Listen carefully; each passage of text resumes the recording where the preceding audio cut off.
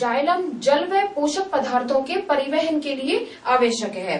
यह संपूर्ण पादप में एक नलियों का सतत जाल बनाता है जो मूल को तने व शाखाओं के माध्यम से पत्तियों से जोड़ता है। इस प्रकार बना पूरा तंत्र पादप में जल का परिवहन करता है। और जबकि फ्लोएम जो है वो पत्तियों से भोजन का संश्लेषण करती है। जाइलम का कार्य है जल व खनिज पदार्थों का संवहन।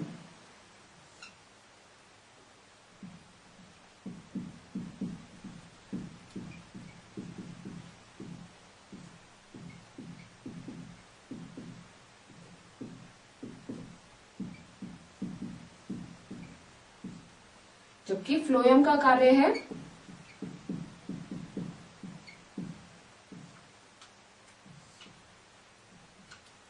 पत्तियों में भोजन का संश्लेषण।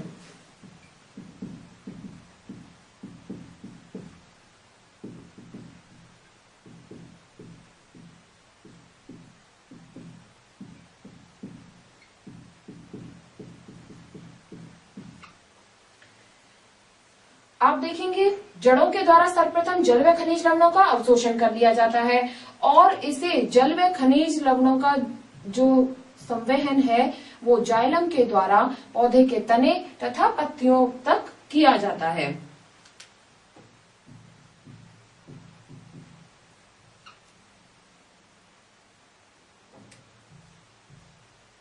जाइलम सतत पतली नलिकाओं के रूप में होता है। यह जो जाइलम है वो इस तरह से पूरे जो कोशिकाओं का जाल पूरी तरह से फैला हुआ रहता है, तो यह सतत पतली नलिकाओं के रूप में होता है। जबकि फ्लोएम पत्तियों में भोजन का संश्लेषण का कार्य करता है। जैसे प्रकाश संश्लेषण की क्रिया होती है तो सूर्य के प्रकाश में प्रकाश संश्लेषण की क्रिया हुई और जो भोजन है वह पत्तियों के अंदर संचित हो जाता है और इन पत्तियों में जो संचित भोजन है वह पेड़ के सभी भागों तक यानी कि भिन्न भिन्न शाखाओं तक और तने तक फ्लोएम के द्वारा पहुंचाया जाता है। तो पत्तियों का जो भोजन है वह फ्लोएम के द्वारा पेड़ के सभी भागों में पहुंचाया जाता है, जबकि जाइलम के द्वारा जल व खनिज पदार्थों का संवहन किया जाता है। तो यह दो मुख्य संवहन ऊतक होते हैं जो कि पादप में भोजन को और खनिज पदार्थों के परिवहन का कार्य करते हैं। इसके बाद में जब पादप अपना परिवहन का कार्य करते हैं अर्थात भोजन संचित करते हैं तो उनके अंदर कुछ अपशिष्ट पदार्थ भी निर्मित होंगे। सारे क्रियाकलापों को करने के पश्चात पादपों में भी कुछ अपशिष्ट पदार्थों का निर्माण होता है जिसे उनके शरीर से बाहर निकालना आवश्यक हो जाता है, अन्यथा वो पेड़ के लिए क्षति अथवा नुकसान पहुंचाने का कार्य करते हैं। जैसे आप देखेंगे अगर आप इसकी अनुप्रस्थ काट देखें किसी मूल रोम की तो उसमें आप जाइलम ऊतक और फ्लोएम ऊतक को आसानी से देख सकते हैं।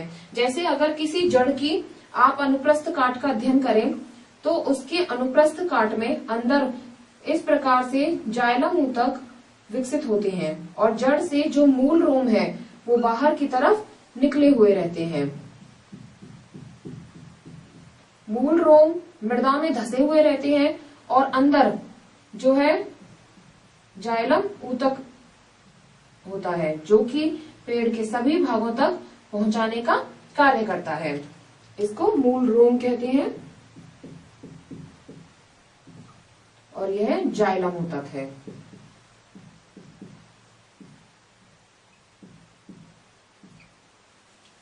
इस तरह से जाइलम ऊतक के द्वारा खनिज पदार्थों को एक स्थान से दूसरे स्थान पर भेजा जाता है।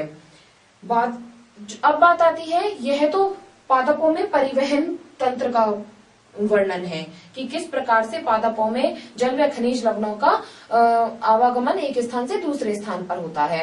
अब बात आती है कि इसके क्रियाकलाप के पश्चात जो अपशिष्ट पदार्थ होते हैं वो किस तरह से पादपों के शरीर से बाहर निकाले जाते हैं। जैसे मनुष्य की तरह पादपों में भी कोई परिसंचरण तंत्र नहीं होता, उसी तरह से कोई उत्सर्जन तंत्र भी इनके अंदर नहीं पाया जाता, बल्कि पदार्थों का उत्सर्जन करने के लिए कोई विशिष्ट अंग भी उपस्थित नहीं होता। तो जो पादप के भाग हैं यानी कि तना, जड़ और पत्तियां, इन्हीं के द्वारा उत्सर्जन का कार्य किया जाता है। तो आप देखेंगे कि पादपों में उत्सर्जन किस प्रकार से होता है।